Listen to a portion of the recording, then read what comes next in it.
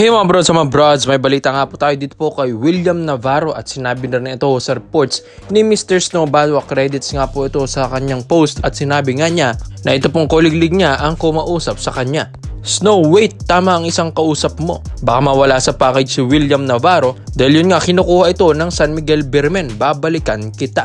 So yun mga broads, malinaw na ito pong si Mr. Snow Badwa, sinabi na nga niya na hindi nga talaga kasama sa package ito pong si William Navarro. At kung matatandaan nyo, nabigay na ng hot shots ito pong si Gio Halalon and ito pong si Abu Tratter in exchange for Xavier Lucero sa Northport Batampier. At nagtugma nga yun mga kabros dahil ito pong si William Navarro ay kasama nga daw talaga dapat sa package na yun, pero hindi ito sinali dahil ito ay papunta ng San Miguel Beermen. So mga bros, nagtugma-tugma. So ito pong si William Navarro, 6'6", power forward ito mga bros, or pwede mo rin itong shooting guard, small forward sa iyong kupunan. So ito po kasing SMB, balak rin nilang i-trade yung isa sa mga forwards din nila mga kabrod sa Northport Batampier. Kung papayag ang Northport, ibibigay ng SMB if ever man, at isa sa mga pinagpipilian nila ay ito pong si Vic Manuel plus isang point guard mga bro. Sa point guard, pinag-iisipan pa ng SMB kung sino yon,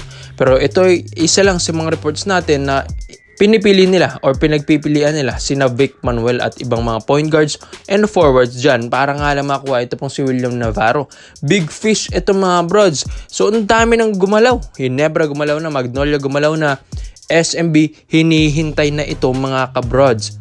So puro big fish yung mga nangyayaring trades natin mga kabroads pero in fairness, dahil medyo nagkakaroon na tayo ng fair and square dito sa mga tradings natin, dahil yung isa sa mga starters din ng SMC group teams na nabanggit nating trade sa Magnolia and sa Ginebra ay na-trade talaga nila. So hindi lang basta-basta player or bench player yung tinitrade ng SMC teams ngayon. Kaya gumaganda na, maski nga sa group A and B, nagkaroon na ng bagong format sa Governor's Cup ngayong August mga kabroads next month. So si William Navarro, alam ko napakalapit din naman itong makakuha talaga ng SMB. Hindi na ako magugulat kung talagang isa si William Navarro sa mga matasali sa trade package deal ng SMB. So, di na rin bago yan dahil diba, syempre mga bros, Northport Batampier isa sa mga pitasan or farm team ng isang kupunan ng SMC team. So sa sister team na ito, sa tatlong kupunan na ito, ay talagang gustong-gusto nilang pumitas dito sa Northport Batampier. So ito pong si William Navarro, malaking bagay ito mga kabrods. Hindi nyo lang kasi masyado siyang nararamdaman dahil sa mga injuries na natamo nito. Pero sa Northport Batampier ay nag-average nga si William Navarro last season ng 9 points per game and 7 rebounds per game mga kabrods, 1 assist per game. So hindi man ganun kataasan pero effective ito bilang isang forward ng Northport Batampier dahil maski depensa nakakatulong ito. Ang laki rin kasi nito ni William Navarro mga brods, 6'6" na shooting guard. Kaya pagdating sa depensa, maaasahan mo talaga ito. So sa stats niya na 9 points per game, minsan kasi hindi ito binababad ng Batampier kaya hindi masyadong nabibigyan ng magandang minuto ito pong si Will Navarro. So sa SMB, alam ko nga gustong-gusto nila yung mga batang players. Iti-trade nila kahit sino mang player dyan basta may edad na para makuha nila yung mas batang player. So ganyan yung nangyari sa Ginebra. Trinade si System and Pringle, makuha nga lang ito pong si Holt and Isaac Go na medyo bata-bata pa. Kaya ikaw mga brods, babagay ba ito pong si William Navarro dito sa SMB? Komenta mo lang po yung mga brods at isa natin yan. So dito naman po tayo sa kabilang balita naman natin mga brods. Isa rin sa mga nasasabing reports ni Mr. Snow Badwa, yung trade package na kasama sana si The Beast Calvin Abueva sa Magnolia Hotshots and Northport Batampier trade. Dahil yun nga sinabi rin na akala niya si Abueva and Halalon ang iti-trade nila para kay William Navarro, Arvin Tolentino and Ked Flores. So medyo lopsided yung trade na yun. Kaya nga ito namang si Abueva mga kabrods ay naiwan sa Hotshots dahil na-trade na ito pong si Tratter and Gio Halalon, diba? Kung matatandaan nyo, for Xavier Lucero. Kaya nga mga broads, si Calvin naman ang natutunogang isasama na sa trade package deal na gagawin ng Magnolia Hotshots. So yun nga mga broads, kasi pinag-iisipan nito ni Boss Al Francis Chua Dahil iniisip niya, ito pong si Abueva, sayang rin kung ito ay mapunta sa ibang koponan dahil okay rin naman si The Beast. May mind games din ito kahit papano, hassle pa rin sa laro. Kaso nga lang yung contribution niya sa scoring, yun ang mababa mga bros, dahil si The Beast ay nag-average lang last season ng halos 7 points per game lang. Okay rin naman sa rebounds dahil 7.5 rebounds per game and 2.5 assists per game.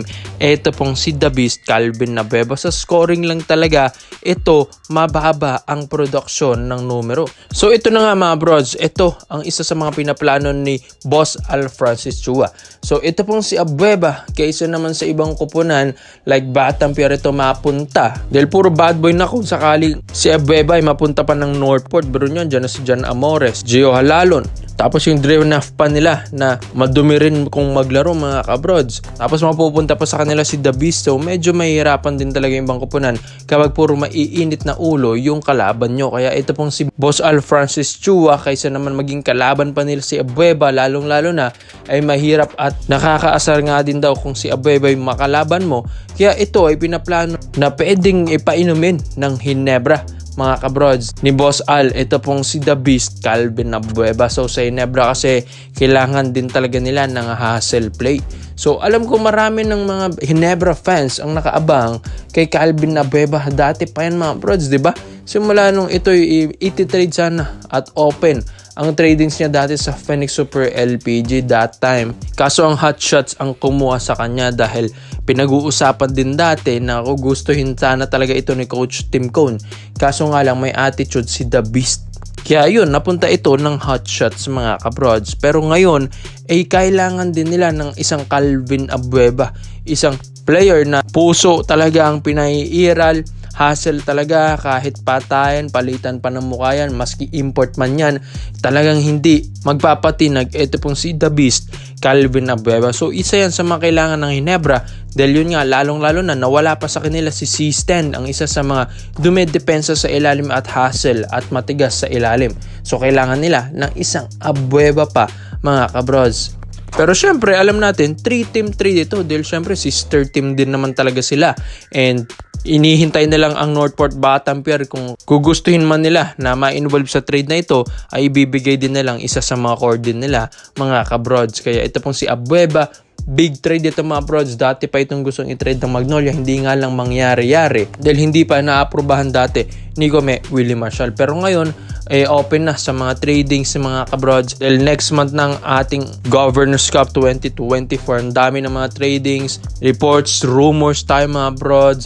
Bago pang format ng PBA ngayong Governors Cup, Group A and B. So exciting mga kabrods And yun nga, imagine if si Abueva na ang nakasuot ng Hinebra jersey. Kaya komento mo lang ang opinion mo dito mga brods at isa-isa natin yan. Salamat po sa panonood mga brods. This is Overrated Highlights. Yun lang.